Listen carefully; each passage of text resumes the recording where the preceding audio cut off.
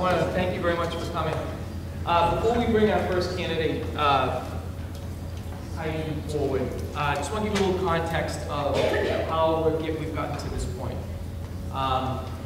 So a few months ago, we started the search. We had about 25 applicants for the position. We then had a screening committee of parents, teachers, and administrators that went through and interviewed 11 of the 25.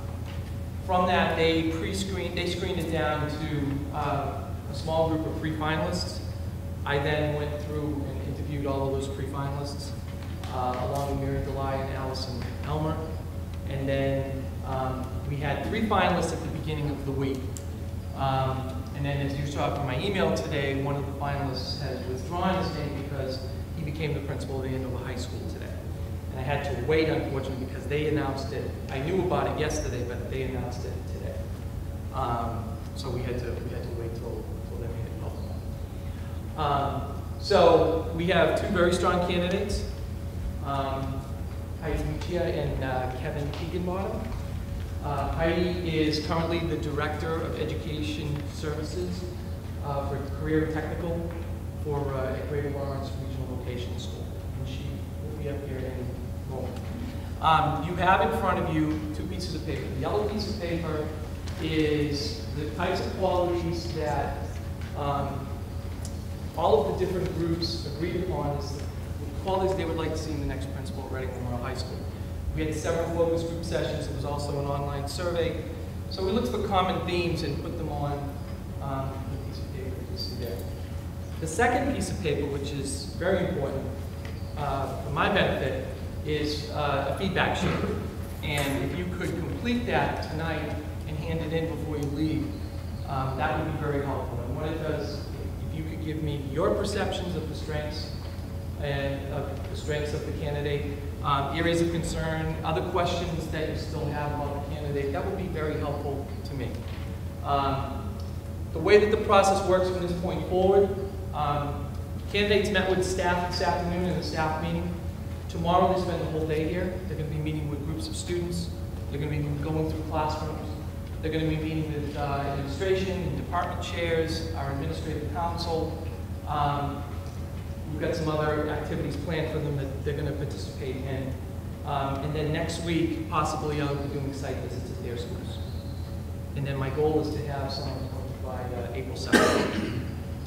One last thing before we begin. The candidates will give a short introduction about themselves, and then give you the opportunity to ask questions.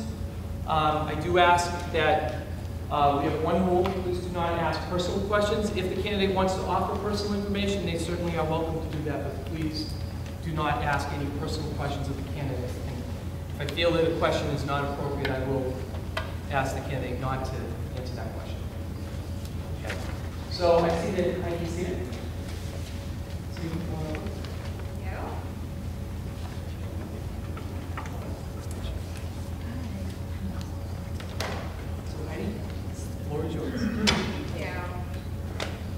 Welcome, everyone. Thank you for coming tonight. I'm sure you have nothing better to do. It's a beautiful evening and to come. But my name is Heidi. I am the Career and Technical Education Director at Greater Lawrence Technical School in Andover. And a little bit about myself. I know you can't ask me personal questions, but I'll let you know who I am. And I have 3 children. I'm married. I live in Salisbury, Massachusetts at the beach. And although I would much rather be there, right, than question, but I really enjoy being here. My husband's like, we're on the beach right now, in the water. And I said, oh great, I'm sitting on a park bench outside of Reading, waiting to talk to you. And 3 girls, ages 15, 12, and 9, all with very different learning styles, all with very different activities that they do in life. You know, we as parents try to force our kids into what we think they want to be, but I think it's very important that we give them that option because all 3 of them are very different kids. 2 of them Irish step dance. I'm an Irish step dancing teacher. I teach little kids how to Irish step dance. I'm too old to teach the junior dancers. And my little one, Megan, actually takes karate because that fits her personality. She needs a little bit of discipline in her life, so she's very good at karate. But she plays the fiddle and does play. My oldest daughter plays the clarinet and fiddle, and my Maggie, my middle child, is she dances, plays soccer, softball, whatever she wants to do. I try to give them as many experiences. Because we as kids, we got to either play hockey if you were the boy in the family, or dance if you were the girl, because my mom had 4 kids and didn't want to be driving around the city of Lawrence in order to be carting them, so it was much easier for her. My dad has worked for the same company for 52 years, and I say that with pride because I think that's something that he instilled in me, is that when you find a home and you enjoy it and you're able to thrive within that home, I think it's important that you stay true to your convictions. So you may have purchased something from him. He's at Sears in Burlington, Massachusetts, and he'd been there since it opened. My mom was a stay-at-home mom. She then later worked for H&R Block for 20 years. And we purchased a home in Salisbury because we grew up there in the summertime, and my parents ended up retiring, semi-retiring, because my dad's not retired yet. So we live right behind my parents, which I think is very important because the community in which we live, having my parents there, they have such a great relationship with my own kids, and I think that's very important in life. Sometimes we forget about the relationships that we build and focus on the iPad and the iPod and the cell phones, and we don't actually have the conversations that we should have. So that's pretty much a little bit about myself. I do have, I know you've probably seen my resume because it's been posted publicly, but I do have a CAGS in Educational Leadership from Salem State University. I have a Master's in Education from Fitchburg, and I have a Hotel Restaurant Management Hospitality Sales from Johnson & Wales. I am a second career person. I was in management with the Marriott Corporation. My last property was at Burlington Marriott before I decided to choose to go into education. I think I told you last week that, I thought no more 16, 18-hour days, but that was silly of me on my end. But I think, again, once you find something that you love and you're passionate about, you just dig deep and hard, and that's where I am today. And I got there from a lot of hard work, a lot of support along the way, a lot of mentors, and that's about it. So I guess I'd like to open up to the floor. I don't know if you'd prefer me to stand or sit. When the faculty was here, I sat, but the chair's no longer really in the center. So I can certainly move the chair if you don't mind. Okay. All right. So questions? Yes. My name is Lori Gordon. I have 2 children that are going to be coming to the high school from the Department of School next year. I'd like to get a sense of what your perception is of the culture of the school. And I know you met with the faculty, but you haven't yet met with the students and all that. But at least what your initial perception is, and how do you think you could contribute, add to it, build upon it as principal? Well, from an outsider looking in, I believe that there is a positive school culture here. I don't necessarily apply, like I said, I'm happy where I am, but I know that I want to move on and I want to grow within my own personal and professional. But in order to do that, I need to find the right fit. So for me, it's not about just applying to any position. It's about applying to a position that when I look at it on paper, it appears to be the right fit. So I have attended different workshops here, and so although I haven't had contact, meaning conversation, with the students or your children, I have been able to observe them, passing in the hallways, on the sports fields. My daughter actually plays soccer for Triton, and we played this fall here. Well, it wasn't actually this field, it was a middle school field that I got lost and had a hockey. Yeah, but your community was very nice because they directed me in the proper location. I ended up making it there. And so I did decide to apply because the number of students is consistent to the number of students that I supervise and oversee. So comparatively speaking, it's a very similar size district. The school was built by the same contractors, I'll apologize ahead of time, for that built our school. We also have a new school that opened up that looks very similar to this actually, so it must have been fate, I believe, that kind of brought me here. When I walked into the area, into your school, What struck me was the flag and the honor for those that have lost their lives, because I think that that's very important for us to recognize. And that was the first thing that I saw when I walked in, and I knew that you had to have had strong community ties and respect for those individuals that did fight for the country. I looked at the artwork when I was in the workshops, and to see that it wasn't artwork that we purchased or that he purchased, it was artwork that was produced by the students. I see that you use, I said this today, you use painter's tape on your walls, which is very important because we run into the same problem where the teachers sometimes put duct tape or something on the wall and then they rip it off, and then now you no longer have this nice painted wall. You have a nice painted wall that you can no longer really use, and now you have to try to put something over it. So there's obvious pride in your school and the surroundings. So in my decision, it was really based on observations, informal observations of times that I've been here and making it a nice fit for me.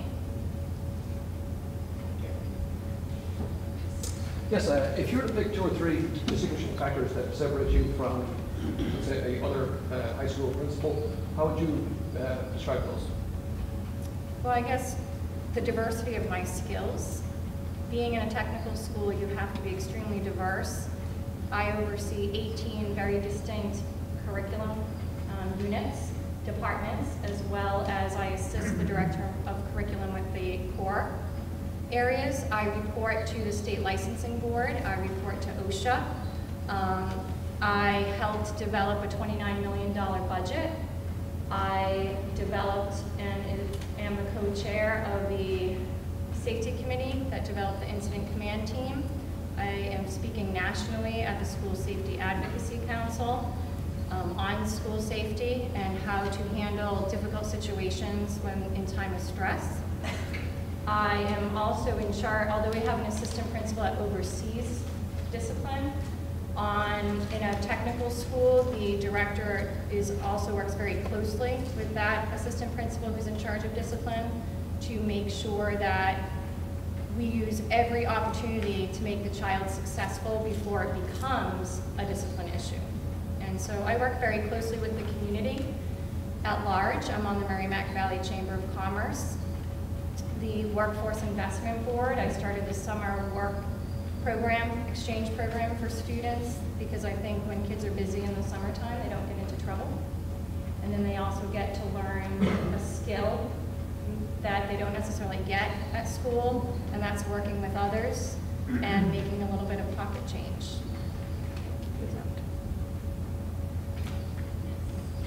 I used to give, I have 3 children in high school, elementary, to middle school. So what have you done in your career thus far that, tell us why you're ready for this position?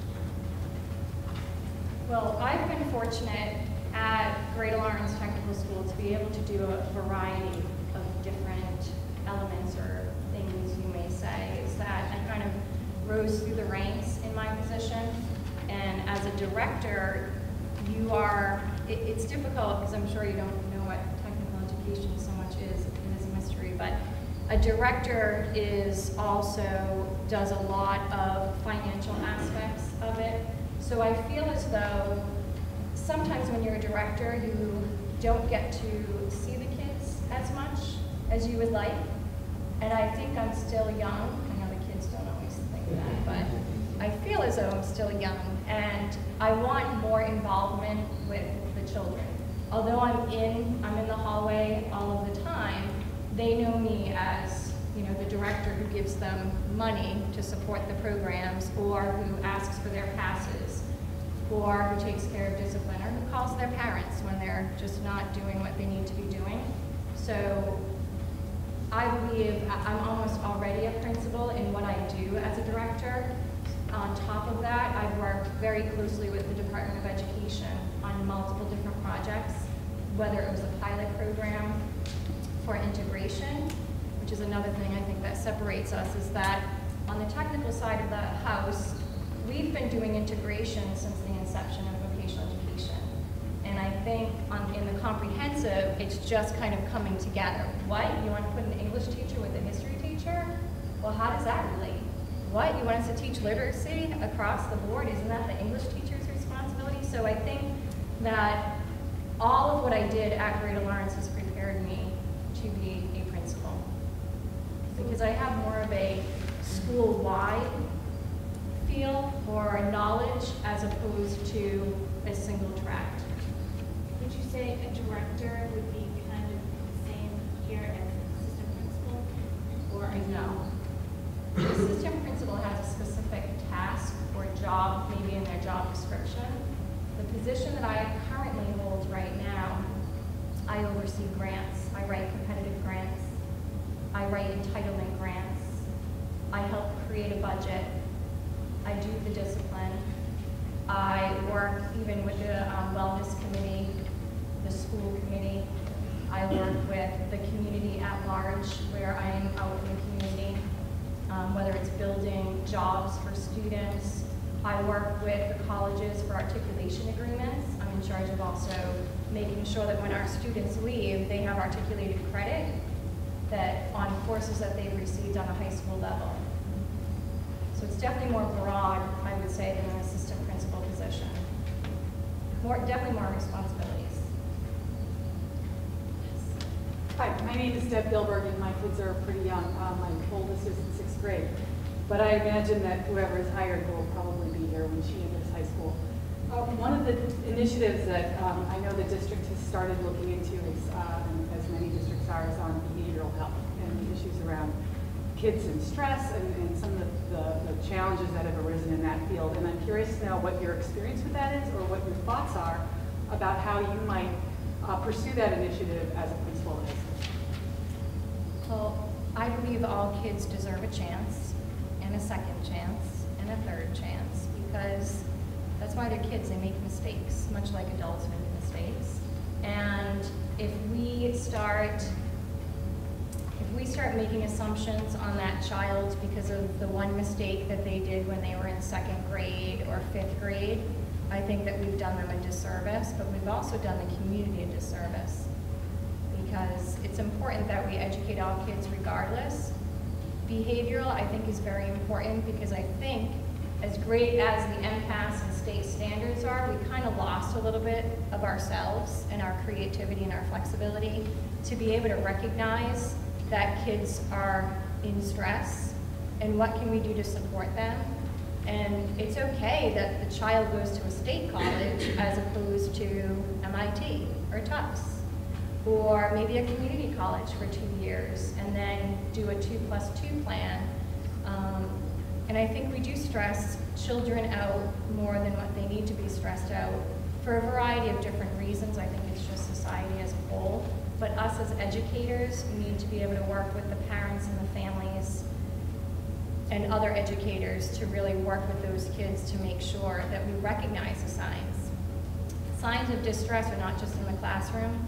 They're often in cafeterias, they're in the restrooms, they're on the playing field, they're in the hallways.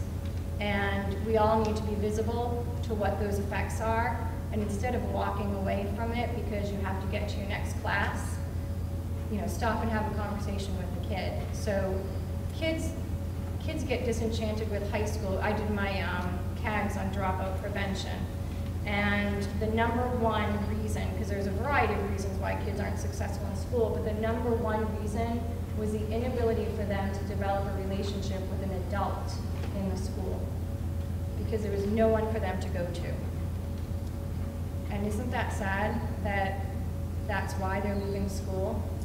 And how crazy are our lives that we can't take a step back and look at these kids, because this is our future. I really wholeheartedly believe that these kids are our future.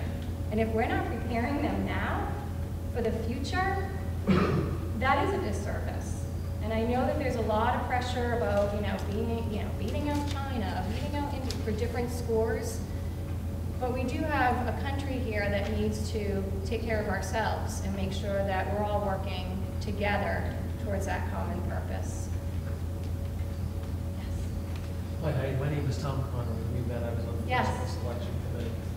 Do you foresee, or can you articulate any challenges of integrating yourself into a position at Reading as compared to your work now at the VOTEC? I don't, and I guess because I see kids as kids, and I see educators as teaching and learning, and teaching and learning regardless of what school setting you're in is teaching and learning. So the transition, meaning the kids, maybe the commute is 5 minutes longer, but I believe I transitioned very well, and I believe through my informal observations that you have a very supportive family unit or structure, community structure. I mean, the amount of people that were on that visiting committee, and I think there were 5 parents, out of the 14, I mean, that's fabulous. So I think if there was, it would probably be, wow, because we don't have a lot of parent participation, and that's something that we do struggle with. So I think it's pretty cool that parents are involved in their kids' lives, because we do need to have that connection with the parents to make sure. Because a lot of parents, I think, when kids get to high school, they think, oh, all right, they made it to high school. What really nurturing do we have?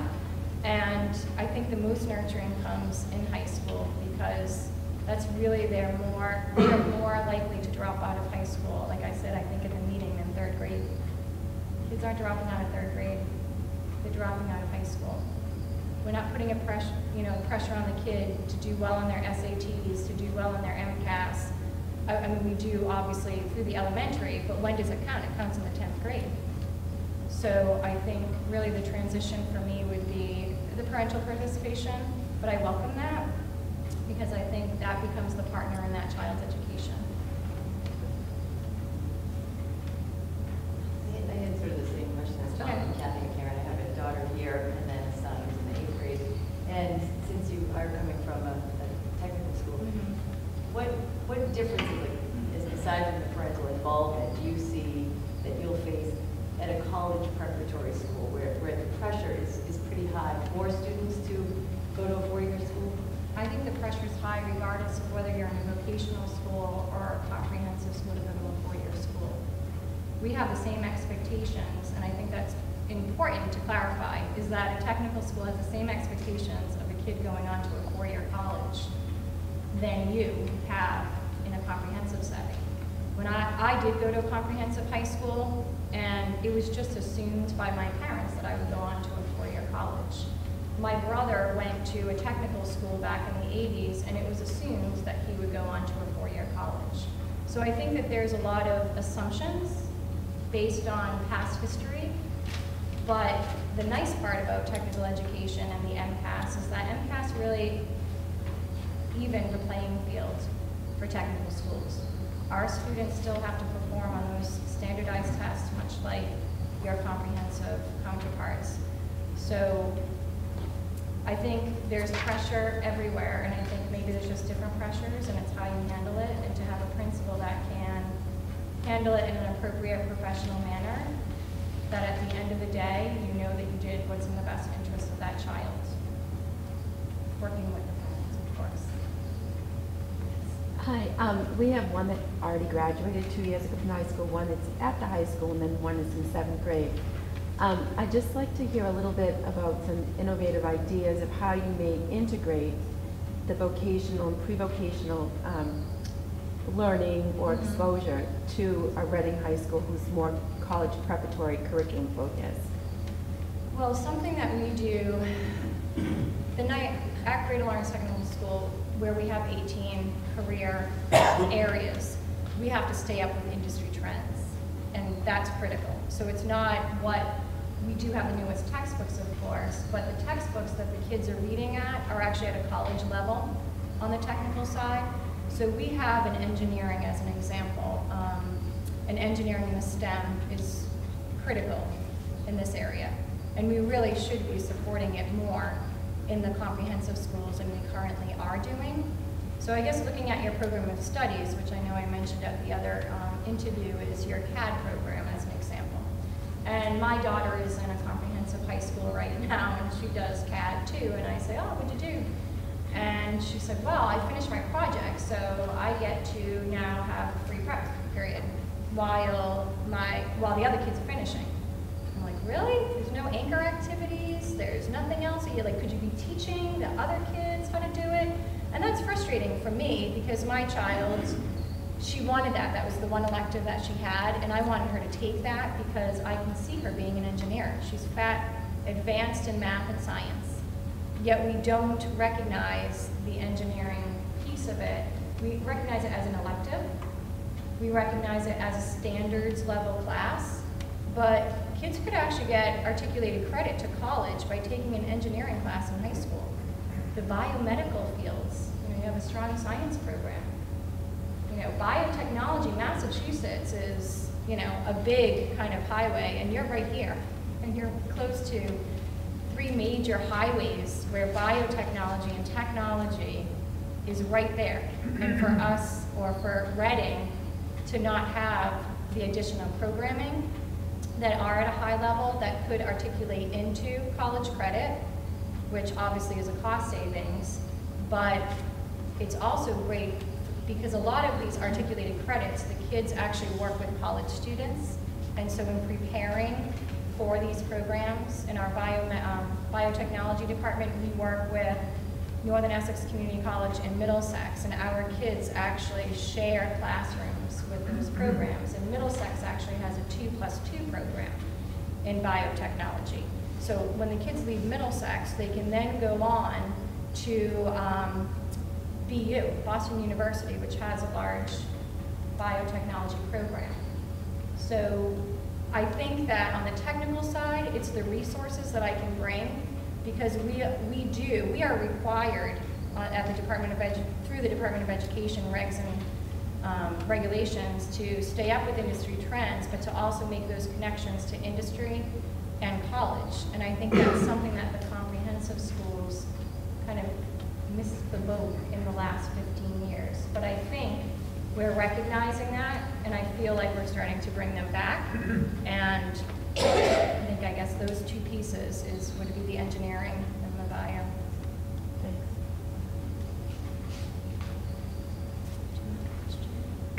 I wanted to follow on to the behavioral health question, just to ask if there were any kind of specific situations or initiatives that you might be able to comment on in your work where you were able to create an intervention or to deal with that kind of issue in your student population. And I realize that's a very broad question. That's okay. Our student population has a variety of different concerns. So not only academic concerns, but also potentially behavioral. And so we do have adjustment counselors, and I have been involved in multiple situations because on the career side, the kids will be in that program, say, for 6 hours a day. So the relationships that those kids have with their teachers and with me can sometimes be very different than an academic and English teacher that they only see 1 period a day or 2 periods a day. So there have been instances where kids have been placed at an outside placement, and then when they come back in, we have to develop plans on how to make that child successful. And I work very closely with the special education director because, and everything's confidential, obviously, as it needs to be, but you want that child to feel welcomed and supported, and not just, oh, you're back here, after your 45 days. So you have to really be checking in, observing, but not hovering, because you want to give them the space and to believe that they've made the progress that they've needed to make.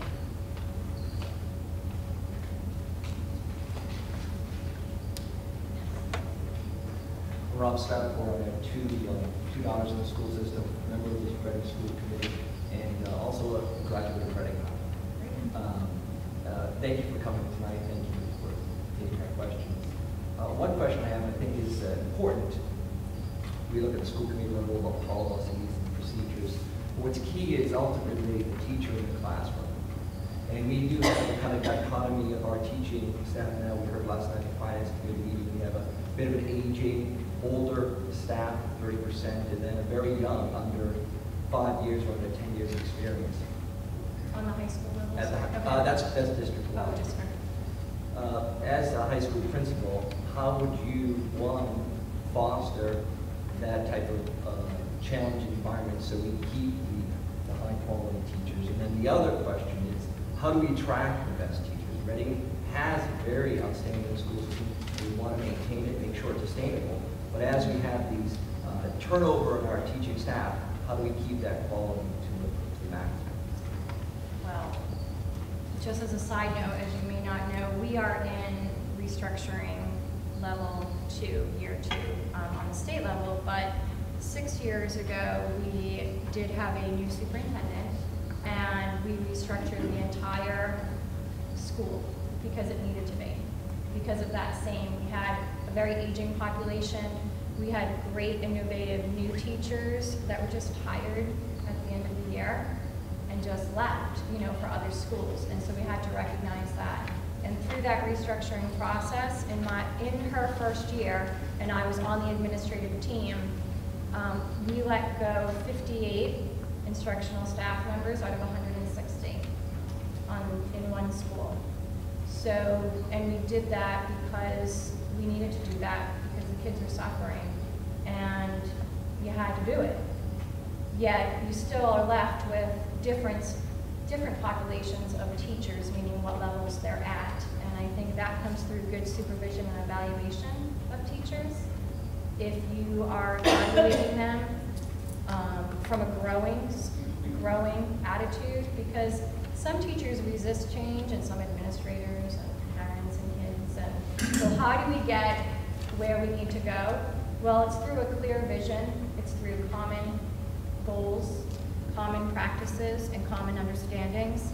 And it's holding staff accountable, including myself as a principal, for what are we doing? Is it in the best interest of the student, or is it in the best interest of the teacher?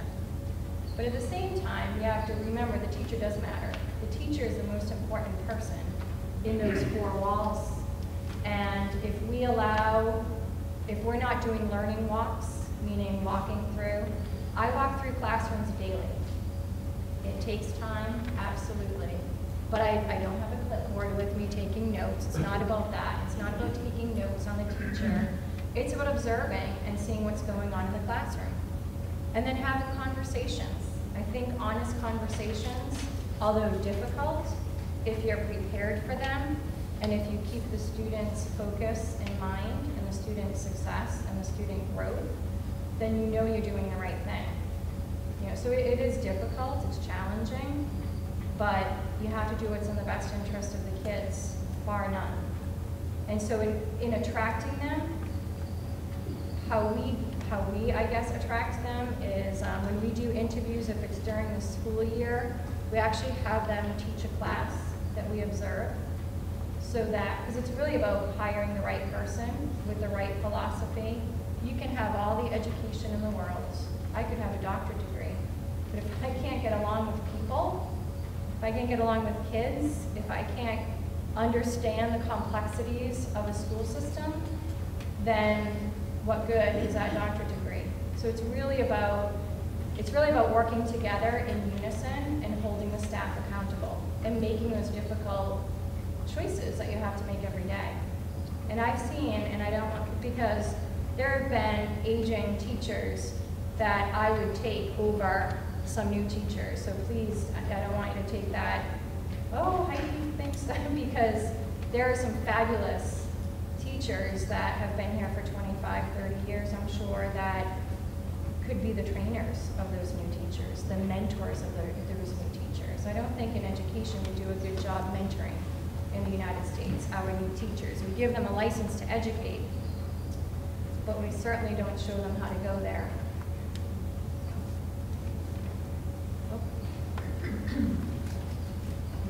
Ladies, can I do ladies first? Oh, it's okay. Okay, good, okay, sorry. Just to follow up on that.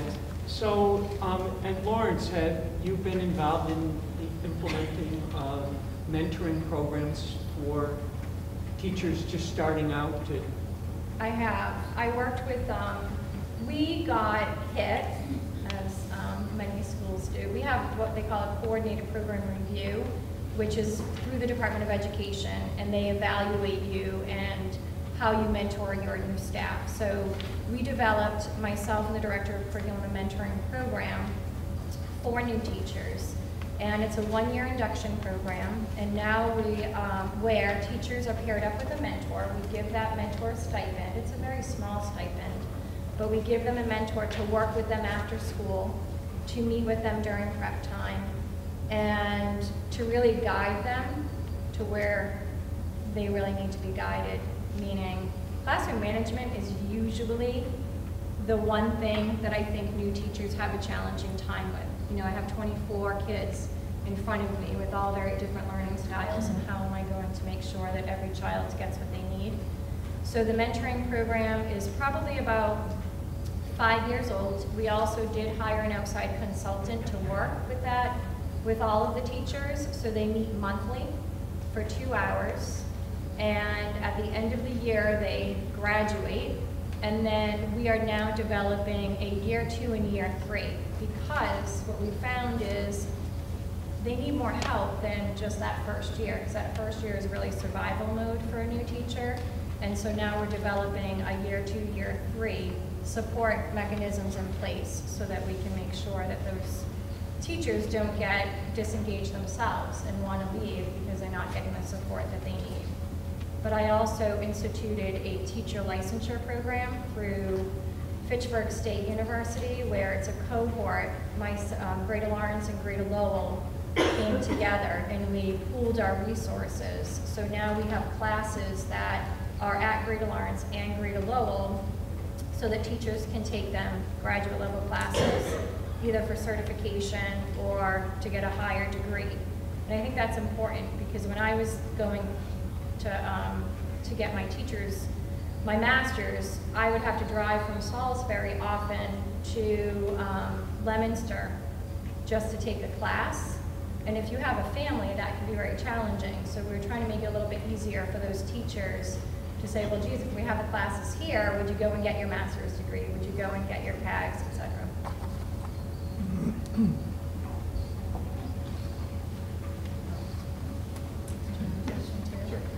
My name is Jim Claroni, and fortunately I've been blessed like you with 3 daughters. Oh. Albeit they're a little older, I've got 3 teenagers now. 2 of them are Place here. to go then, right? My Yeah, husband has a special place upstairs. There you go. Thank you. 2 here currently and 1 on the way up.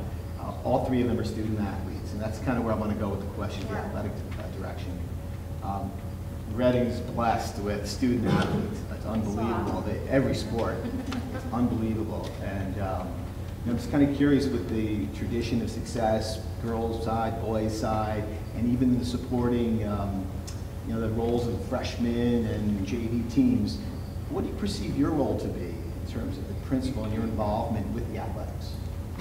Well, I'm very involved with athletics. I think athletics is critical, or some sort of activity outside of the regular school day is critical in the success of any child. Particularly in athletics, where teams are established and you have that coach, and they make such an impact, a positive impact in a child's life, but they can also make a negative impact in how they make a child feel. So I think it's very important to, much like you would hire the right teacher, you would want to hire the right coach. And you want to make sure that they're teaching them the same vision, goals, philosophies that you all have as parents and values, but also that the district has. And, I think when we all look back, we remember who our coaches were, and we remember probably a couple of great teachers that made us work really hard, but everything else may be a blur. So coaches have a tremendous impact. And I think kids, I saw that you have a user fee, and it actually is somewhat, it's not a lot, but I think access to sports is very important. And I know that if you have 3 kids, like I have 3 kids, and my Triton also has a user fee, and it really makes a parent or a family decide, okay, well, you're not going to go out for winter track, say, because you're really a softball player and a soccer player, and even though you can use track as a conditioning time for you, we just can't afford it because you have multiple kids. So I think we need to again, you don't have a large user fee. Triton's, I think, is like 3 times. I'm sure it's crazy. But I think we need to recognize where people are in this level of economy. And whether it's through a boosters organization, it doesn't mean that the district has to play a role in it, but I don't know how strong your boosters organization is, but it would be really good if you had a strong alumni association, boosters organization, that can support those athletic programs, because they are critical. So you do plan on playing a role, though, a strong role in the hiring and the replacement of coaches? Is that, I don't know if that's I would normal. hope so. I would hope that I would be able to play a role, because I think that when you're hiring coaches, they are employees of Reading High School, and they are overseen, you know, by the principal's office. And who's going to call if they're having a problem? If a parent's having a problem with a coach, who do they call? Me. And you know, I don't do the blame game. I could say, well, I didn't hire him, but that's not my personality. So I want to be able to stand by the decisions that I make. So I would want to be involved in it. Oh. Okay. Sorry. It's okay.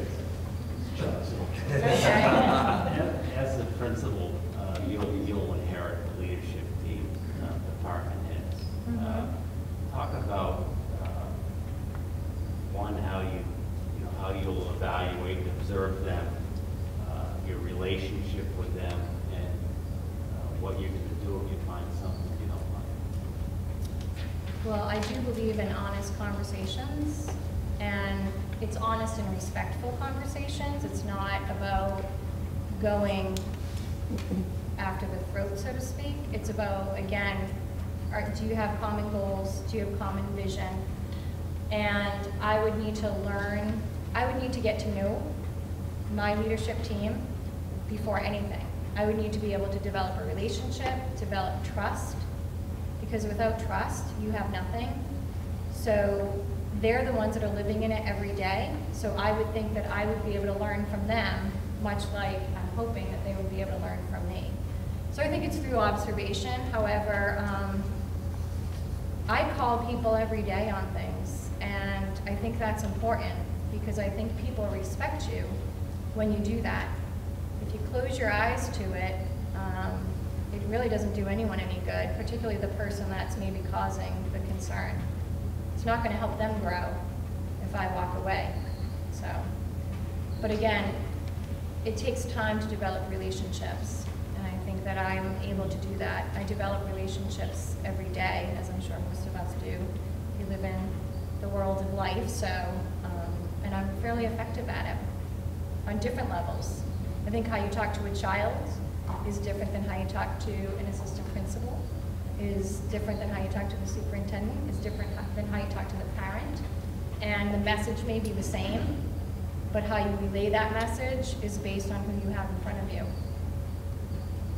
Good time for one more question. Oh, Was it? this poor woman. Thank you. I'm still in the snow doctor. Yeah, it was a pleasure talking to you. Thank you. I have 3 kids still. 2 that have graduated and 1 who's a freshman here. I was wondering, there's a lot of talk about 21st century skills. I'm wondering, can you talk to us a little bit about what that means to you, and also about how you would approach redirecting the curriculum and assessments towards these 21st century skills? Well, I think the Common Core will address some of the changes that we need to make in addressing the 21st century skills. Is really preparing, I think in a nutshell, kids for life and the complexities of life. So whether it's through the emotional, social behaviors, whether it's through college preparedness, it really is essentially preparing them for life. And it is that global society. I mean, how many kids now Skype? I mean, how many of us Skype? Probably a lot, right? I just taught my mom how to Skype. And isn't that cool? I mean, think about it. And so we have to think about different ways to address the educational needs of our kids, because kids learn differently than they did when I was in school. So although we have some traditions that we want to hold on to, we need to be able to see what's out in that world before we can make those changes, because I think sometimes when you're very quick to change, it may not be for the best interest of the programs or the curricular or the teacher that has to teach it. But you do have to address what is out there in industry. And you have to look 3 to 5 years in advance of what it is. And obviously STEM is one of the biggest kind of aspects of the 21st century skills. And when you look at all of the grant funds now are related to the fire sciences and engineering. And it's get these kids into engineering programs because we're losing engineers. We have a shortage of engineers.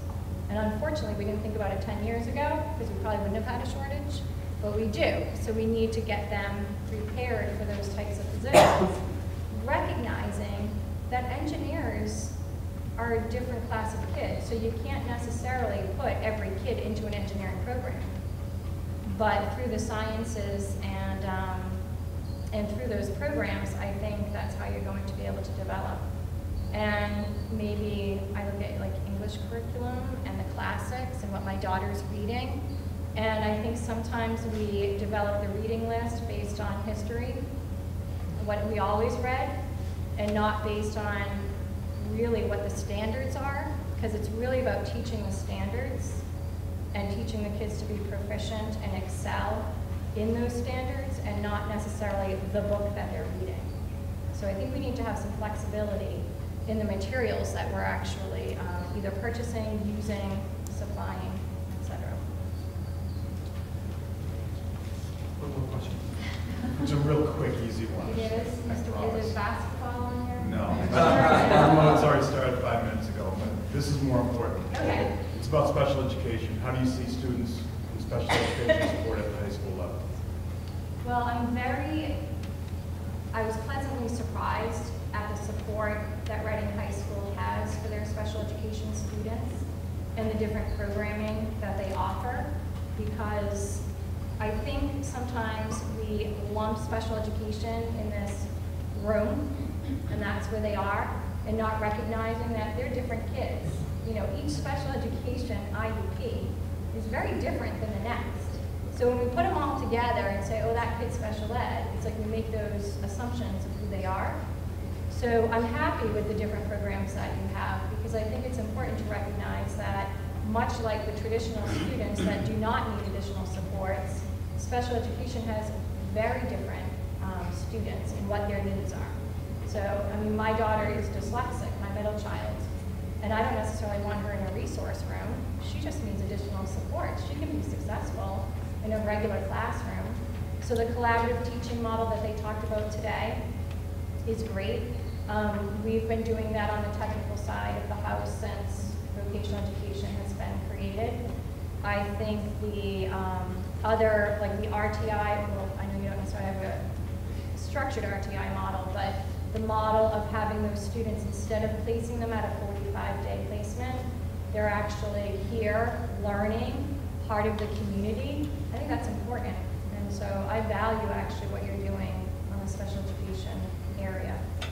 I would like to help you get those scores up so that we can get out of the level 1 grouping, your MCAS scores and subgroups, but very happy. I think that's it. Thank you. Okay.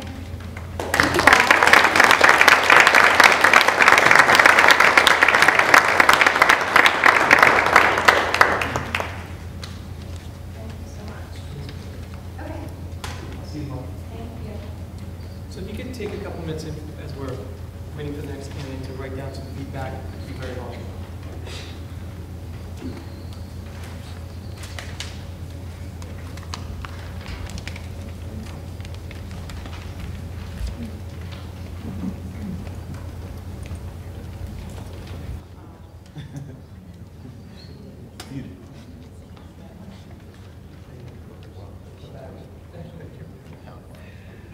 So I'd like to introduce to you Kevin Higginbottom. He is an assistant principal at North Section Regional School, which is Pepperell, Townsend, and Ashland. Thank you very much. Good evening, and thank you all for coming out tonight. I've been prepped that I should just have a few introductory remarks, maybe just a little bit about myself on a personal level, a very brief overview on my professional experience, and I'll be ready to take your questions. But I want to thank you again for coming out tonight, selecting a high school principal, it's a big deal because it's a big job, and we're talking about your kids here at a very formative stage of their development when we're taking students from those years where they're just coming out of the tweens and they're just supposed to be coming into an environment where they're going to be able to really experience some new things and hopefully is going to be able to prepare them and then propel them onto the next stage in their life. So it's a really big deal, and I thank you all for involving yourself in the process. So as Dr. Doherty had mentioned, I'm currently an assistant principal at North Middlesex Regional High School. It's 3 small communities wedged in between Fitchburg and Nashua. I've been there for 9 years, and it's been an absolutely wonderful experience for me. I've learned some things that I never thought that I would learn before and be challenged in ways that I didn't necessarily anticipate, but all of it has been really wonderful. And I'm very thankful for the time that I've spent there with my students and with my teachers. About my experience there, I love my job. I absolutely love my job. It's the kind of thing that gets me up every morning very, very early at 5 a.m. and prepares me for my long drive out to Townsend, because I love spending my day working with kids, working with teachers, developing relationships with families, and always having long and ongoing conversations about teaching and learning and helping kids become the people that we know and that they think that they can be. So developing those strong relationships is a big part of what it is that I do each and every day. Special projects that I've been involved in recently have involved getting ready for our NEASC reaccreditation. We're moving toward having a visiting committee come in the fall of 2013. So going back a few years, I've been to the assessment conferences, looking at the new standards. We've been developing our core values and learning expectations and moving into developing our rubrics. I just got back yesterday from a NEASC visit down on the South Shore, where I've just been immersed in looking at the standards and how it applies to this particular school. And I think that it's really sharpened my vision and my insight on how this process will work out for a school, and that's going to benefit North Middlesex, where I am currently. Aside from NEASC, I've really been spending a lot of time the past couple of years on figuring out how to successfully integrate technology into our classroom instruction. So we have some infrastructure at North Middlesex. It is not as widespread or as deep as we want it to be. We don't have a widespread wireless network, but we do have ample wired internet access coming into the classrooms. And we're looking at what sort of portals and Web 2.0 technologies we can use in the classroom to augment the excellent teaching that is already going on. My personal view on technology is that it is an add-on, it's not a replace of. So we cannot expect a computer or any kind of application to take the place of excellent teaching. It is something that can make the learning that's going on in those rooms deeper and hopefully a little bit more expansive. I think moving forward into the next millennium, what we need to look at is learners, no matter what their age level, whether we're talking about children, teenagers, or even for us as adults, we need to be able to access information, use that information to create or to problem solve with authentic tasks, and then we need to be able to share out that information really from any place at any time. So wireless connectivity, I think, is something that's very important, and having some ideas on how to effectively use those technologies for whatever our particular purposes, that's an important skill that we need to help our children learn. So in a nutshell, those are a few things that I've been working on recently. Personally, I can tell you that I grew up in the city of Lawrence. I live in Methuen right now with my family, my wife Eleni and my 2 sons, Theodore and Henry James. My in-laws live with us, so we have a very active household with 3 generations there. There's always something going on, which we love and we cherish that. This area, north of Boston, is where I've spent, except for the 4 years that I was out in Syracuse, New York, this is where I've spent my life. So I think that this is a great area to live, great area to raise kids, and it's the place that I want to be really for a long, long time. So at North Middlesex, I've given them a very long commitment. I've been there for 9 years. And I think moving forward, I'm looking for a district that is going to challenge me, a place that is going to give me opportunity to grow as an educator. I think at this stage, I'm a very good educator, but I'm not satisfied with that. I want to be an outstanding educator, and I'm looking for opportunities that will help me become that educator that I think I'm capable of becoming. And I think that Reading could just be that place. So with that, I'm looking to make a long-term commitment to my next move, and I'm looking forward to Reading potentially being that possibility. So if there are particular questions that you'd all like to ask, I'll do my best to answer them. Yes? Started off the last time, so I'll start up again. Okay. My name is Lori Gordon. I have 2 children that are going to be coming into the high school next year from Parker Middle School.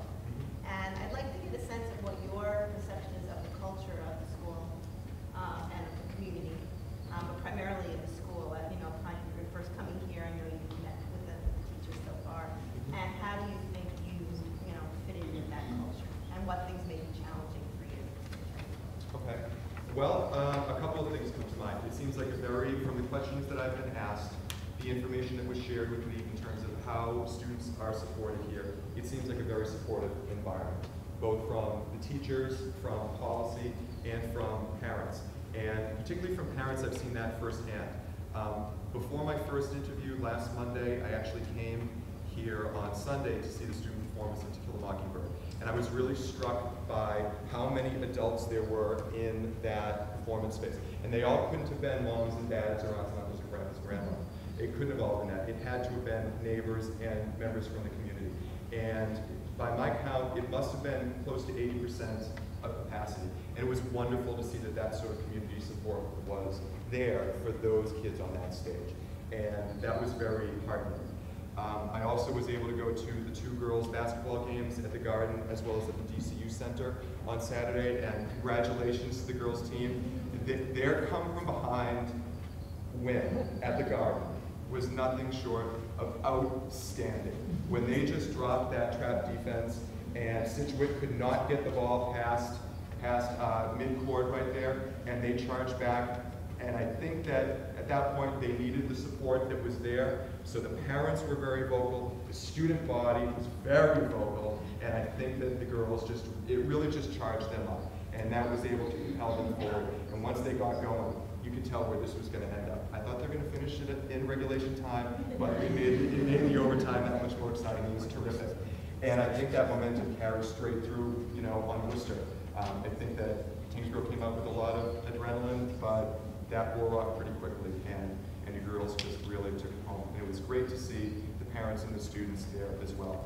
I've taken a drive around Reading a couple of times. In this neighborhood here, I was a little bit early for my meeting earlier, so I drove past the parking lot out to 28, down through the Central Square and around there. And in this neighborhood over here, what I thought was really interesting is all of the homes, finely detailed and well-kept capes and small colonials, and it looked like people were able to maintain their property, maintain their homes, but not have to be slaves to them, because when I drove through, I saw a lot of people walking in the neighborhood. There seemed to be a lot of activity, young families walking their children or pushing them in the jogging strollers. So I see that there's a lot of life in the community. When you're not a slave to your house, you can get out and you can live your life. So what I take from that is that people are getting outside their homes, they're coming around the playing fields, they're coming to things like high school productions on Sunday afternoon at 3 o'clock because they were able to get outside of their homes. As far as maybe infusing myself into that culture, that all feels very, very comfortable to me. I'm a walker in my neighborhood. I like going to our community events in Methuen. I love my athletes and I adore my band kids and my actors. And being able to go and see them do things that, quite honestly, I can't do those things. I'm not a musician. I'm not a singer. I promise, if you select me as your principal, I will never sing. This voice is for speaking, maybe announcing, but never anything more than that. So I'm always impressed by the things that kids can do at 13, 14, 15, 16 that I never could do, and it's wonderful to see that. And when they're doing their thing, and they're doing it so well, and they're moving in the direction of this concept of self-actualization, I think that's why we're in education, and why we need to create opportunities for those kids. So just to finish up your question, I think bringing myself into this culture, being a part of this culture, would be a good fit for me, very comfortable. You're welcome, thanks for the question. Other questions? I'm Maura Charlotte. I have 2 sons here at the high school.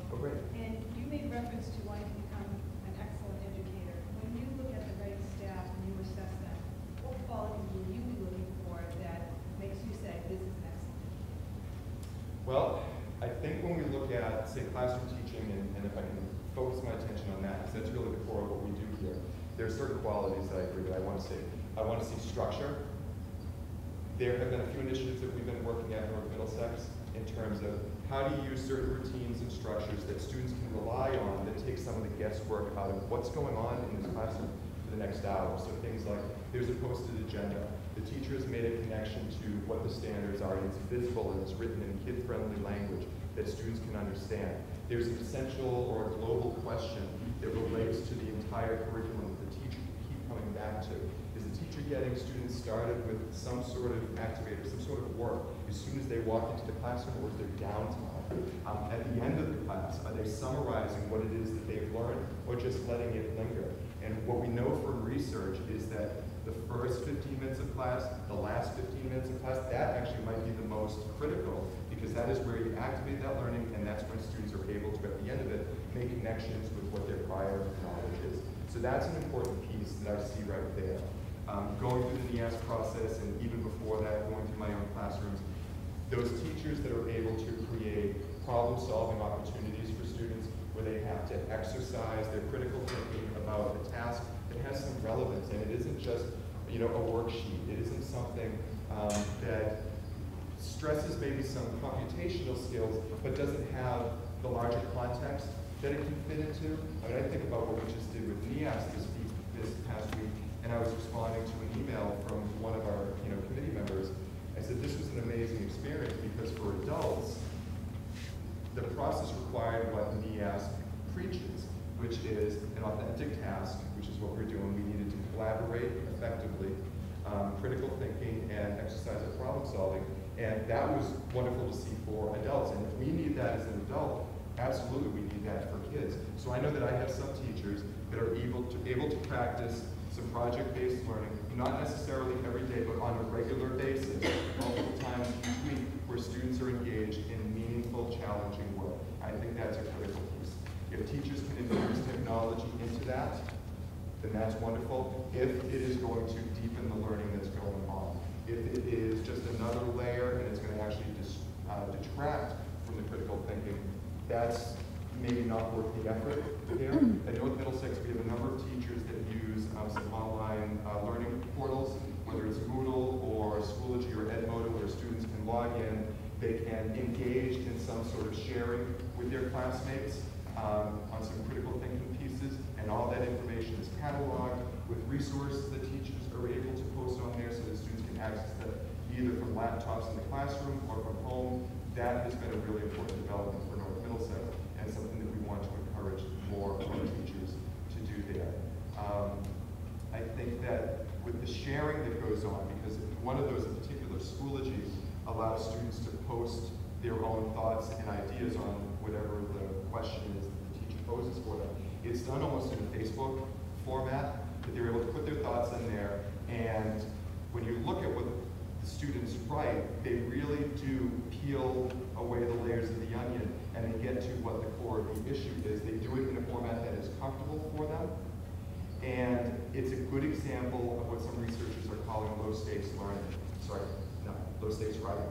And if we want students to be able to perform to a high degree with high-stakes writing, whether it is for the SAT or the MCAS or the PARCC test or whatever is coming down the line, we need to give them lots and lots of opportunities for this low-stakes formative style of writing. And that's a good example of how one of my young teachers is practicing that. And the kids just love it because they get a format and a platform that they're comfortable with, and the teacher really loves it because she's getting some outstanding ideas back from the kids. So those are a couple of things that I look for, regardless of discipline area. I mean, we could talk about difference between classrooms, but I think those are some commonalities that I would look for in a lot of different areas. Thanks for your question. Okay, forward the same time. We start from the right and we move to this side. Sir? Can you talk about special education, see what works in your experience at the high school level? A lot of things work at the high school level, but to talk about special education, I think we need to talk a little bit more broadly about all of the supports, the broad range of supports that we can give to students. Sometimes when students make the transition to high school, they find they're struggling, and whether or not it is due to a learning disability, they sometimes end up in the pipeline because questions come up and wonder, well, how do we to support this child and to make some valuable progression on where it is that they need to get to. But I think it's important on us to recognize that there are things we can do before we have to get to special education. So last year, all these assistant principals at North Middlesex, we have our own little professional learning network. We decided that one thing we were going to do was we were going to scrap the old district accommodation plan. And those of you that are not familiar with the DCAP, basically it's a document that identifies best practices that should be available to all students. So we decided that the old one was not user-friendly at all, and we needed to rebuild it from scratch. We looked at various models, and we wanted to make something that was going to work well at all three levels, elementary, middle, and high school. The previous document was written by an elementary school professional, very talented, but it did reflect what her experience was. So we needed to scrap that and broaden it. And that is something that we've been using recently when we recognized that there were some freshmen coming in the door, that they're struggling. We said, okay, let's pull out the DCAP, and let's find what sort of resources are available, instead of having to wait until we get to a crisis point, which may lead to an ed plan or other. Now, for students that are on ed plans, I think that's where the communication between special education teachers, classroom teachers, guidance counselors, and administrators is really critical. And I've been involved in that conversation square, I guess. All right. I'm a frequent participant in team meetings. I think that's a great way to get to know really the history of a kid and understand what their challenges are. So that way, I get to know that student, hopefully early on when they're a freshman, and as they make their way through their 4 years, I can be one of those people along with the liaison as well as a guidance counselor to guide that student, but also to guide teachers in how they deliver services to that child. Because there may be a teacher who's having a problem with classroom management-wise, and because of that, they might reach out to me, somebody that deals with that issue, but it really might be more of a learning situation that's going on. So my experience with that child being in those team meetings and seeing that student progress over various courses, I can step and say, look, this really isn't a management problem. This is more of a learning problem, and here's some strategies that I think that you can use, because I've seen it work with this child in other classrooms. This is what I know those other teachers have done. So I might notice that the teacher is being kind of like what I'm being now, a little too much of the center of attention, and we need to break that down a little bit and get students working in some more formative groups. So I think getting to know students through the education, through the IEP, or even through the 504 process is invaluable as a school leader, because we're one of those people that can watch those students over 4 years and not lose track of them. Whether a student happens to end up in a particularly successful teacher's classroom could either be, the luck of the draw, or, we might have to make that happen. But we have the benefit of watching every child walk through the door and then walk across the graduation stage. And the more we know about kids and the IEP process is valuable in that, then we're able to help that student be more successful. You will? Okay. Right here. This might be a little bit of an open question, but I'm wondering what your vision is for discipline at the high school level and how you deal with this. Well, I think what I can explain what it is that we do at North Middlesex is, we try to share information about what our expectations are early on. So when students walk in the door in the fall, we try to go over a couple of the issues, but because it's the first day, we don't want to make it all about, the downing stuff. We don't want to make it all about discipline, all about if you do this, then this is going to happen. But I think that what we need to do is we need to have regular ongoing conversations with kids about what our expectations are. So I've been in plenty of situations, whether a student has been moving along the progressive discipline sequence, moving from conversation to parent, conversation to whether it's detentions. We actually have a Saturday detention option at our school, which was helpful to us because if there was something that needed to happen between a detention and a suspension, and we weren't comfortable with the suspension, we said, well, let's work with the child on Saturday. They can come in and do their homework anyway, and it doesn't have the same punitive effect as them missing a whole day of school. So that was a good development for us. But I've been in plenty of those situations where it might be a very serious situation, and the conversation always needs to be there, of course, but what goes along with that sometimes is a pretty stiff discipline penalty, and that's where I'm talking about things like fights or drug or alcohol abuse or something really serious of that nature. And If need be, we have not been shy about having to, bring in the authorities or the courts to a situation with the idea that this is a way for this child who's having major difficulties to access resources. So if we have a student with a discipline problem, we want to move to, say, a CHINS petition, a child in needs of services petition. It's with the mind that if we need an additional resource that we can get to this child to help the child, navigate some of the problems that he or she is having. And sometimes having the additional oversight of an officer of the court is very helpful in that. And we've had many students at North Middlesex where we've been able to partner under that sort of supervision and help the student make some good, wise choices into a better sequence of choices. Now, what I've also told students is that what I feel is very important is that if they're in a crisis type situation, if there's some significant conflict with another student and it might be headed toward some sort of big confrontation, my door is always open and I ask them, I practically beg some students, I would rather you come into my room and take my office and take 10 minutes of my time right now to shut the door and vent and tell me what's going on with you. Then take the situation into your own hands, have it blow up in all of our faces, and then be faced with some very, very difficult choices in terms of what this consequence should be. I view that as a proactive investment in my time. I'd rather spend 10 minutes than 5 hours, on the back end. And I think that I can speak for all my colleagues at North Middlesex, and that all the administrators, all the guidance counselors, and other school leaders feel that same way, that we would rather invest our time than have something on the back end happen. I think maybe the last thing that I would say is we communicate very well at North Middlesex. I don't make a lot of decisions on my own. I'm a very collaborative person. It's really the only way that I'm comfortable doing my job. So whether it is a discipline issue, and I feel like I want to confer with one of my other administrators, or it's more of an ongoing behavioral issue and I need to rely on my guidance counselors or my special educators, I do that regularly. I think that kind of triangulation works very well when we have the best interests of kids at the core of that. It's when we step back and we decide to make all sorts of decisions on our own without being informed enough. That's when we can, really make small issues into significant headaches for kids and for adults. So. But you're not afraid for,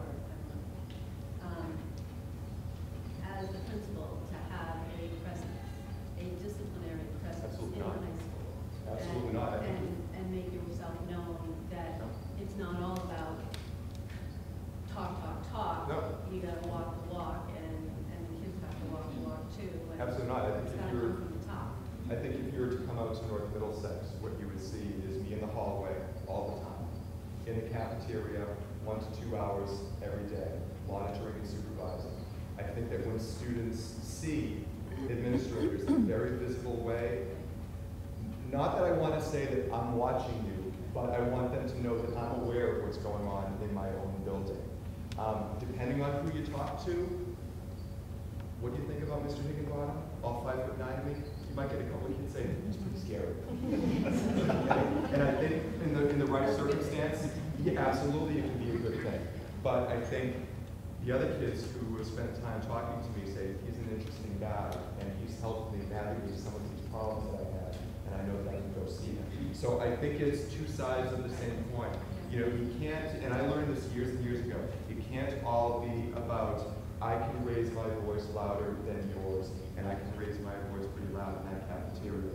But it shouldn't have to be that way. I should be able to use a soft voice when the situation requires it. And I feel equally comfortable in both of those roles, as well as determining what the situation needs. I don't need to use a sledgehammer when I just need a fly swatter, or vice versa. Thank you. Okay. Sir. Hi. Thanks for coming out tonight. You're welcome. Thank you for having me. I was wondering what you have. We are. I did that with my mind. We're rigorously investing in behavioral health now, and we're in the embryo stages of that. But we're in it for the long run, and that is our commitment. Could you speak to the issue of expanding that, and which is what we're looking to do, and what's your perception of Reading Memorial High School as an institution that really values that as an aspect of a child's development? Well, The biggest. okay. My impression of Reading Memorial would be on that topic I look very favorably on that attitude here. And you're at least the third person to bring up that same issue with me. And I will also say that we're experiencing some of the same concerns at North Middlesex. Are you referring to things such as, maybe some of those social and emotional challenges, maybe those crisis points that kids are having, maybe they're having them more frequently than we would have seen in the past, maybe experiencing them at a younger age? Am I guessing right? Because that's the trend we're seeing at NM. But the impact of behavioral health on the individual and on the community, the school community at large, and then by extension, the community itself, because we have recognized it as a matter that we have to deal with. Okay. Well, I think, in terms of the social and emotional piece, we're experiencing, some challenges at NM, and we're looking at how do we strategize? How do we come up with an approach to deal with some issues that in the past we may have been able to deal with on a case-by-case basis. But I'm getting from what you're telling me that what I'm talking about here, this is maybe more of the outlier situation, and you're looking at something that would be applicable maybe to all of our students. I think that one of the things that you've started with, I think is going to go a long way to addressing some of the issues that you raised, and that's your 9th grade advisory. I think that is a great opportunity to link kids with teachers in some very powerful and valuable conversations about things that don't necessarily have to be about algebra or biology. Even though as a biology teacher I would love to have as many conversations about that as possible. But I think that's where you can talk about things like stress management or making wise decisions. How do you function as part of a larger group and you're not just a bunch of individuals and you're not the most important individual. What I would look to do is explore how that advisory could be expanded to more grades. I think for multiple reasons. One is because I think it's the right thing to do for kids because those behavioral issues are not relegated only to 14 and 15-year-olds. We know that older kids struggle with those same issues. But I know that you're coming up toward the end of your NEASC accreditation cycle and moving toward being reaccredited in the future. That is one thing that NEASC is going to be looking for. Does Reading Memorial High School have a structured program in place in which all students, and that's a key word there, all students, not just 9th graders, have access to developing a strong working relationship with an adult in the building other than the guidance counselor. So I think that there are a couple of things to be considerate of with this, and I think that some of the groundwork that you've laid looks terrific, and I would like to be part of a conversation about how do we expand and explore more opportunities for that. Well, as a collaborator, I see that he is regularly here. What do you think about team teaching and clustering when it comes to behavioral health and just the students' everyday demeanor and attitude? Okay, I think that's a good follow-up. I think when I started my career, I started at Chelsea High School, and it was a school within the school model, and the same, I think there were maybe 8 or 10 teachers, we shared all the same students, so they kept looping through our classrooms. And the benefit there, whether it's a team or a house model such as that, is that all the professionals can work on developing the same set of expectations for behavior, for classroom function, and all of that. So it takes out some of the guesswork when students go from Mr. Higginbotham's biology class to Ms. Resnick's English class. Now that worked there because we had a somewhat flexible schedule. I think once you get down to a cluster or you get down to an individual team, maybe we're talking about maybe 5 teachers, the challenge there, and it can be done, but the challenge is how do you schedule students in that team at the high school level, understanding that we don't have all high school students heterogeneously grouped. Some of them are going to be at different levels. So how do you put together a team that is going to address that issue and allow students to remain within that cluster? I won't stand here and say that I have the answer for you on that, but that is a significant obstacle to making that work. Not to say that it can't, but it takes some real ingenuity or maybe some mental flexibility on what the educational program should look like and where does that fall on your priority list. Good question. and then we'll come back. Where do you see as the training as assistant principal moving into a position of principal? What are some of the differences for you? What do you see yourself transitioning to? What would you have to let go of that may feel hard for you, and what would you have to embrace? I don't want to let go of anything because I love all the aspects of my job, but I do know that at the principal level, that's where all the additional pieces of paperwork and the documentary processes that go on, that's really under the purview of the principal. So I would need to look at how I manage that while being able to make myself as visible and accessible to my students as much as possible. Because I'm not going to give that up. If it means that I need to be accessible to my teachers and my students during the school day, and that paperwork gets done early morning or after the kids are gone at dismissal, then I will find a way to arrange that. But I think with my role, I've done pretty well with learning how to juggle all of my responsibilities. I think in this next phase of my career, I need to learn how to juggle what I currently want to do with then what the new responsibilities are of that position, as well as what my potential employer would want me to juggle as well. So I think that that's going to take some growing on my part. It's going to take some mentoring. I'm green, and I know that. But I feel that the work that I've done at North Middlesex as an AP has prepared me well to make the next step, but that doesn't mean that I can do so without the help of a good mentor. And I think that any principal that feels that he or she could move into that role without mentorship, I think that they might be underestimating what the demands of the position may be. So that's what I would be looking to address. Okay. And I have a question. I'm not sure if you've heard that the incoming class, not this September, but the next year, is a very large, big public class. And I know there's a lot of discussion sort of brewing about that. How will that impact the teachers? How will that impact the class size? It's not always easy for kids to make a sports team or make the drama production because there's a lot of talented kids who want to be involved. So I just wonder if you feel you have, the flexibility and the experience to sort of deal with this unique situation, and how do we keep the teachers content and the kids still feeling part of their community, with this sort of bubble size that we're in. I think that's an important question, and I had not heard that about you in the class. You should know that. You wanted to wait till you had me in before you told me, all the surprises. I think that with that, you look at the whole master schedule building process, and you see how the pieces work together. And that's where I think the conversation comes in with all the department heads, with teachers of specialized programs and guidance counselors are really essential in making sure that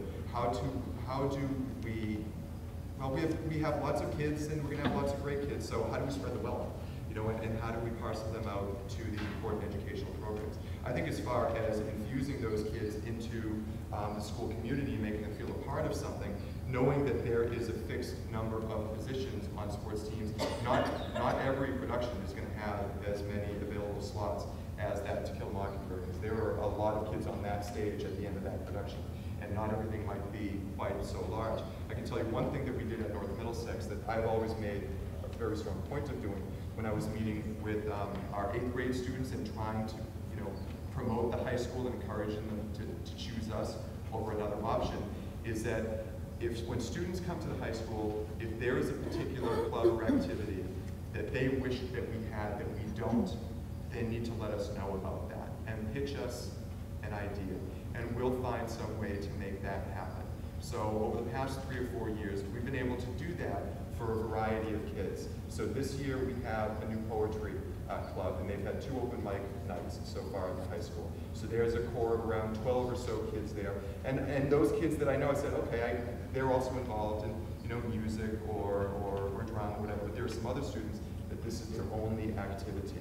In fact, there was one particular student, Sarah, as you alluded earlier, in terms of behavioral health and concerns. There's one particular student that we're concerned about that this is her only after-school activity, that she can make more connections in the building that's working for her. In the past few years, we started an anime club, a tabletop games club for students that are interested in fantasy games. We started a Dance Dance Revolution club a few years ago. That was another case where there was one student, that was his peer group. He had trouble making friends elsewhere in the building, or at least initiating conversations about things that they had in common, and he had trouble making friends. But here he went into this environment, there were a dozen or so other kids, and that helped him have that conversation. And before he knew it, he was best friends with the biggest lineman on the football team, so he was doing the same thing. So, you know, we have kids like that at North Middlesex, you know, and I think there are lots of high schools that have students that have those challenges, or that are very talented athletes but put themselves out, and they're going to, you know, be the baritone in the chorus as well. I think if we see that there's a dearth of opportunity for kids, especially for something like a clever activity, and if a teacher is willing to make it happen, if students are willing to do it, I think we need to try and make that happen for them, because I think that's what addresses, you know, what one of your concerns might be, which is how do we find something for every student to be a part of? And I think if that is a systemic philosophy that we can all agree upon, then there's a lot of progress that we can make and a lot of good that we can do for kids. I have a question. We have an outstanding school system in Reading. Part of it is our crown jewel that we're going to work with. But we also have a staff, a younger staff, and we have a bit of aging staff. How would you, as a principal, retain, and again, quality is the most important. You know, I serve on the school committee, about policies and procedures at our level, but it all boils down to the quality of the classroom teacher. So how would you, one, retain the high caliber teachers, and then two, attract the best in the common home? A couple things. I think as far as retention goes, I think you need to find ways to challenge teachers. You need to take down barriers if there are things that they want to experiment with and try with. One of our frustrations, even though I talked about some use of technology that we're trying at NM, we do have some frustrations that we don't have as much open access as we want. If there are other things that we can do to remove barriers and restrictions from teachers and allow them to experiment, maybe with things like project-based learning or using what technology we do have in a very contemporary way, we can keep those teachers happy. One of the things that I try to do on a daily basis is just build those relationships with kids, families, and with teachers. And I think that goes a long way with keeping people on staff, because, this is one of the things that makes me a little uncomfortable about being the center of attention, drawing too much attention to myself, but there are lots of teachers that are continuing to work at North Middlesex because they want to work with me. There have been some others that have said, Kevin, where you go, I want to follow you, and I want to go to that school. In fact, I had two of them today say it. Now, I'm mindful about poaching, and I don't want to be that guy, but I do know that there are teachers that I have brought into North Middlesex, that if I have the chance to steal them, I'm going to do that, okay? Because I think it's... That's not Townsend Laws. Is it? Okay, so I have some very, very talented young teachers, and they're great with kids, and they're experimental and forward-thinking, progressive, contemporary, all those things that I'm looking for. And I just want to keep challenging them with taking a little bit of a risk. Try something new. It's okay if you try something, you think it out, and you don't execute it perfectly. Let's talk it out and let's try again. Okay, so I've been able to do that with our young teachers there at NM. As far as our veteran teachers, we don't have too many of them, you know, looking outside. They're pretty ingrained there in the district, but that doesn't mean that we can take that for granted. I think that's where still building up the reputation, building up the relationship is important. Keeping them there for all the right reasons, because they like their colleagues, they like working with the kids, as well as is there an opportunity for some sort of, not necessarily advancement, but a new challenge that maybe they didn't envision for themselves. Maybe it's a special initiative. We don't have much of a career ladder for teachers in education, so what we need to do is be creative about finding certain initiatives, pet projects, things that they're really passionate about, and it might be on an extracurricular basis, or it might be an extension of what they do in the classroom, and talking them through it and seeing if that is something that is going to rekindle that fire and we can retain them that way. You know, there are some models out there, I don't know where you are at Reading, if you explored offered college level courses here at the high school, and I don't mean just, maybe college level isn't the right way to put it, because AP is a college level course, but actual college courses that are affiliated with a particular institution here at Reading. I graduated from Syracuse University, And for now over 45 years, they have been partnering with high schools in which they train teachers to modify the high school curriculum to approximate the Syracuse curriculum, and teachers are considered to be adjunct faculty members of Syracuse University. Kids are considered to be adjunct faculty. That's not right. They're considered to be students and affiliated with Syracuse. Now, nobody's going to drive 350 miles to get out to the library out there, but if you're looking to explore some sort of opportunity like that, there are partnerships to be made with local universities. And that's one thing that we did at A&M. We started a Future Educators course a few years ago, and we were affiliated with Northern Essex up in Haverhill, and students who were considered to be dual enrolled, but housed in our building. So I think if you're open to things like that, experimental ideas like that, it's a 45-year-old here, so maybe it's not as experimental as it once was, that might be one way to retain and entice those veteran teachers who might be looking elsewhere. It's just a thought. You all? Yes, you're very patient. I'm wondering, actually, just to have you expand, veteran teachers or even teachers aren't always eager to change. And you had mentioned that you had worked with the community around developing a new mission. And I'm wondering about the challenges and the progress you made supervising the teachers, especially veteran teachers, as your school adjusted to the mission. Well, there was a particular part in our educational program that we changed when we moved from a 7-period drop one rotating schedule to the 4x4 block schedule. A lot of teachers were resistant. They didn't want to give up something, like you said, that was going to be changed for them, something that they were comfortable with. What I did, I actually had 2 roles with that. The principal was really, proclaiming and working with parent groups, about, laying the foundation for why this is a good thing for us to do. And I was doing a lot of the technical work. This is what it would look like for, the bell schedule. This is what it would look like for these kinds of kids with various programs. That was one role that I did. The other role I did is I was working my relationships with my teachers, and I was going to them one-on-one and say, look, this is what it would mean for you. I had some very resistant science teachers. I don't know why they were resisting going to a 90-minute block of continuous instructional time, because they were going to be able to get every lab investigation that they had dreamed in at that time. But we had some that were resistant, and we talked it through what it would mean for them, what they should expect in terms of maybe their stamina, working on that time frame rather than the old 56 minutes or whatever it was, and they trusted me. And I think that goes to the work that I've been doing with them, getting to know them as people and building that relationship. And some of those teachers that were resistant, after we were doing it for 2 months, they said, Kevin, we should have done this 10 years ago. Why didn't we wait so long? And I think that some of those teachers were easy to convince. So the health and PE teachers, that we're going to have this big block of time, the art, the music, the science teachers, the English and social studies teachers who were resistant, they felt the same way, that wow, the bell isn't ringing short to ruin our conversation when we're just getting to something interesting. There were still a couple of challenges that we were working with math teachers and with language teachers who were a little bit worried about the continuity. If the kids had a course one semester, but then had a semester off, and we needed to do some creative things with scheduling for the most vulnerable populations that we have.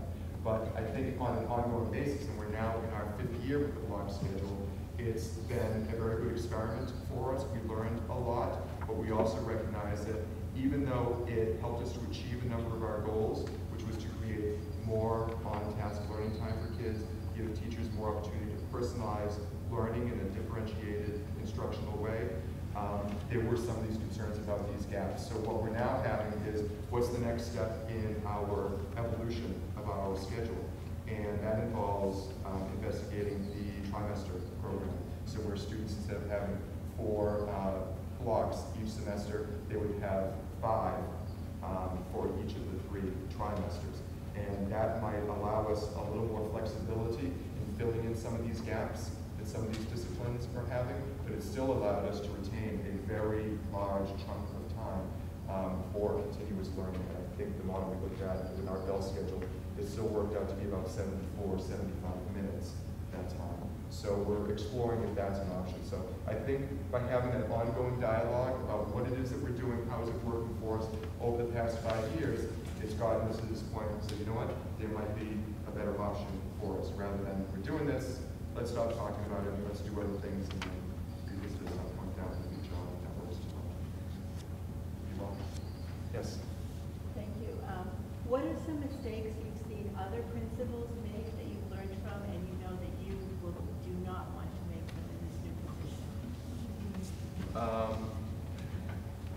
Don't smile or laugh until Christmas time. You know, I've seen that.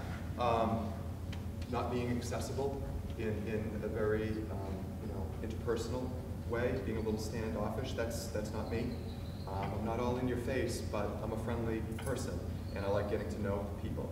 I've seen some principals spend far too much time in their office, not being visible, not getting the pulse of the building, not visiting classrooms, being in the hallways, checking out the bathrooms to make sure there's nothing going on in there that shouldn't be, not being in the cafeterias, and essentially being a ghost. I've seen that too often.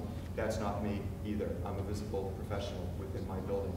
Sometimes, things require me to be in my office, things, need to be addressed immediately, but if it's not one of those situations, if I can be out and about in my classrooms and in my hallways talking to my kids, that's where I'm going to be. So that's always been what I've tried to practice, and when I've seen these other professionals make these mistakes, it's only reaffirmed what I feel is the right thing to do in being a school leader, and I think being visible is an extremely important part of that, because nobody likes to guess, where the head person in charge is, and even if they're in the building that day.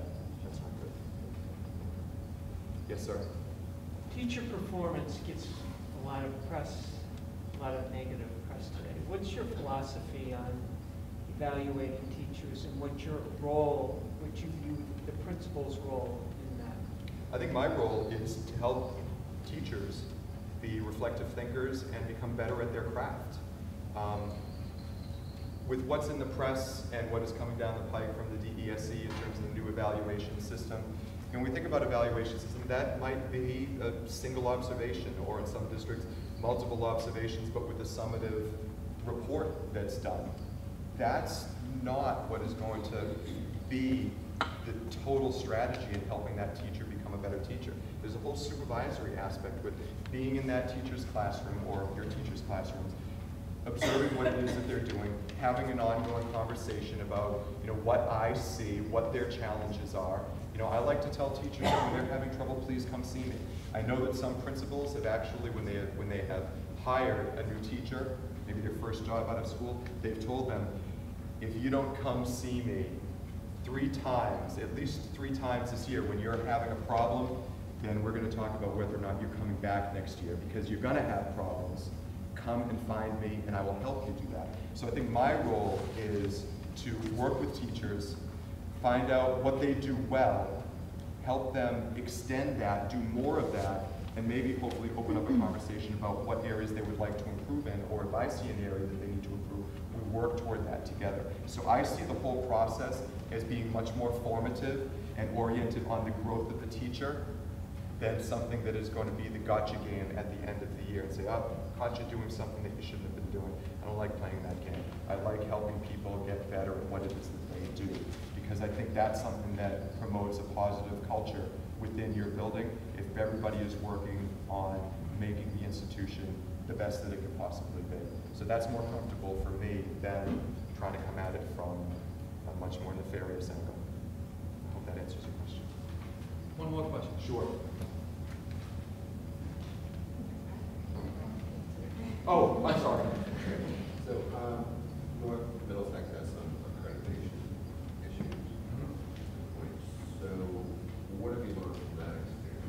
It seems like a late stage event to me, the accreditation. Does that help change your vision in terms of early intervention points, or? If it were about curriculum, instruction, assessment, any of those things, or culture, I would say absolutely. But our accreditation problem at NM, it's about none of those things. It's about the building. We have had some very serious building issues for a long time. And going back to the previous accreditation report, NEASC recognized those things. Our building was constructed in 1961, and we have the same boiler. They don't make parts for that machinery any longer. We need to have them manufactured if something goes wrong. So whether it's that, I almost said the overall HVAC system, but we only have the H part. We don't have the rest of it. We have some problems with the science wing. They're not updated. So for us, it's a building issue. And while we have been trying with a lot of interest and dedication over the past 6 years to get into the SBA process, we've had a couple of chores to do along the way. The SBA at one point 3 years ago had said, North Middlesex needs a new school. Yeah, we see that. Lunenburg right next door needs a new school. Why don't you see if you can expand your regional school district and bring in Lunenburg? That was not an easy process. And eventually the communities did not support that, but that was something put out by the SBA, and we needed to see that through and exhaust that. And once we realized that that was a non-starter, we stepped back and we were able to bring the most recent communication from NEASC to the SBA and say, look, NEASC is really moving in this direction. We need some assistance, and the SBA has given us the green light to move into the feasibility stage. So for us, it hasn't been about teaching and learning and what goes on in the classroom between teachers and kids. It's been about the physical infrastructure. We do the best we can with the building that we have. I think we do a decent job, but we all want a new building out there for our kids. So that's with the accreditation at ACE. Great, thank you. You're welcome. Thank you very much.